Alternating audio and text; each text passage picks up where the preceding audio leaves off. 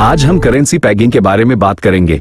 Currency paging या fixed exchange rate का मतलब है कि कोई देश अपनी करेंसी की कीमत को किसी दूसरे देश की करेंसी, कई करेंसी के समूह, बास्केट या कभी कभी सोने के मुकाबले फिक्स्ड या लगभग फिक्स्ड रखने का फैसला करता है। उदाहरण के लिए, अगर कोई देश ए कहता है कि उसकी करेंसी की एक यूनिट $1 के बराबर है, तो उसका सेंट्रल बैंक इस रेट को बनाए रखने के लिए सक्रिय रूप से दखल देगा। इसलिए बाजार की मांग के कारण हर दिन एक्सचेंज रेट में होने वाले बदलाव के बजाय सरकार इसे स्थिर रखने की कोशिश करती है। उदाहरण के लिए, मान लीजिए कि एक $1 दूसरे देश की एक्स करेंसी की 80 यूनिट है। अगर बाजार की ताकतें इसे 85 या 75 तक ले जाती हैं, तो सेंट्रल बैंक अपनी खुद की करेंसी खरीदकर, विदेशी रिजर्व जैसे डॉलर बेचकर, ब्याज दरें बदलकर या पूंजी के प्रवाह को नियंत्रित करके दखल देता है।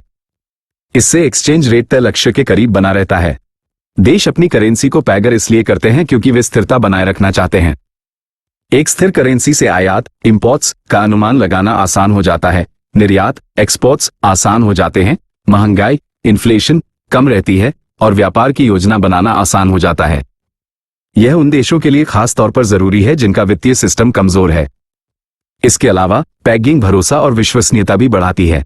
अगर किसी देश का इतिहास महंगाई, राजनीतिक अस्थिरता या करेंसी के अचानक गिरने, करेंसी क्रैशेस से जुड़ा रहा हो, तो किसी मजबूत करेंसी के साथ अपनी करेंसी को पैग करने से लोगों का अपनी स्थानीय करेंसी पर भरोसा बढ़ जाता है।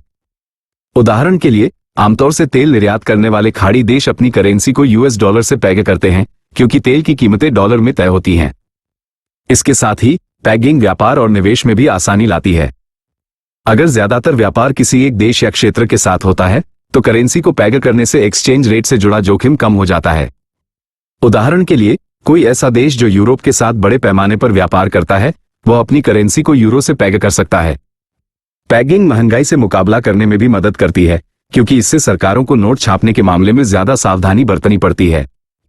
जिन देशों की करेंसी फ्लोटिंग होती है, वे कभी कभी जरूरत से ज्यादा नोट छाप देते हैं, जिससे महंगाई बढ़ जाती है।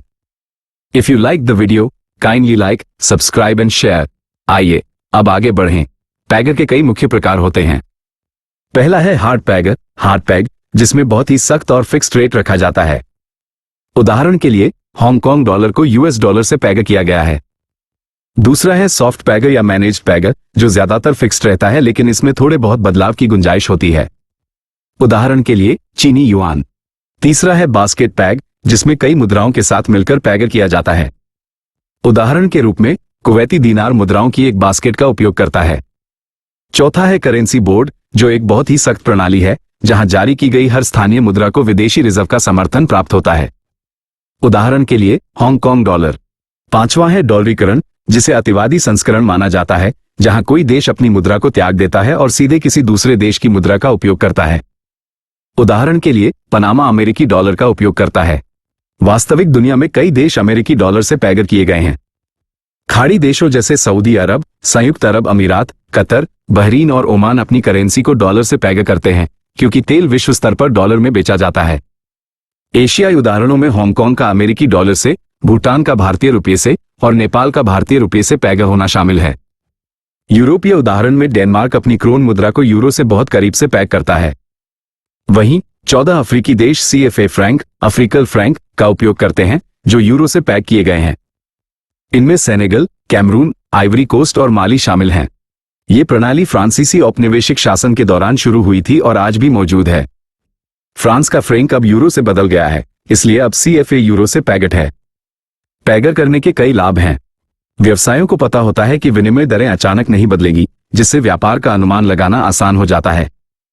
एक स्थिर मुद्रा से पैग करने से मौद्रिक अनुशासन आता है और मुद्रास्फीति कम रहती है। विदेशी निवेशक भी स्थिर मुद्राओं को अधिक पसंद करते हैं, जिससे निवेश बढ़ता है।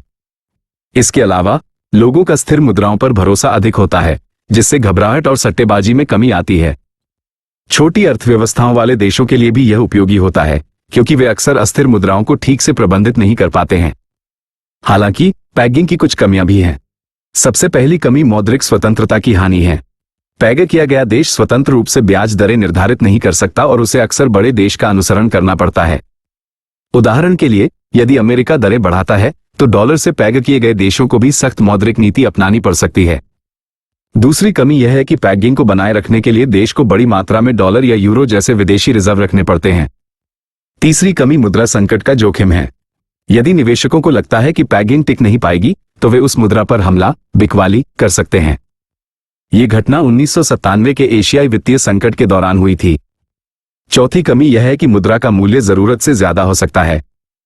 यदि अर्थव्यवस्था कमजोर पड़ जाए लेकिन मुद्रा की दर ऊंची बनी रहे तो निर्यात महंगा हो जाता है, बेरोजगारी बढ़ जाती है और आर्थिक विकास की गति धीमी पड़ जाती है।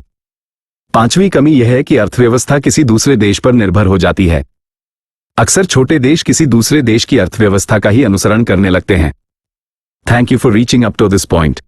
Keep visiting this channel. We try to cover lesser covered subjects but which are important for exams and knowledge.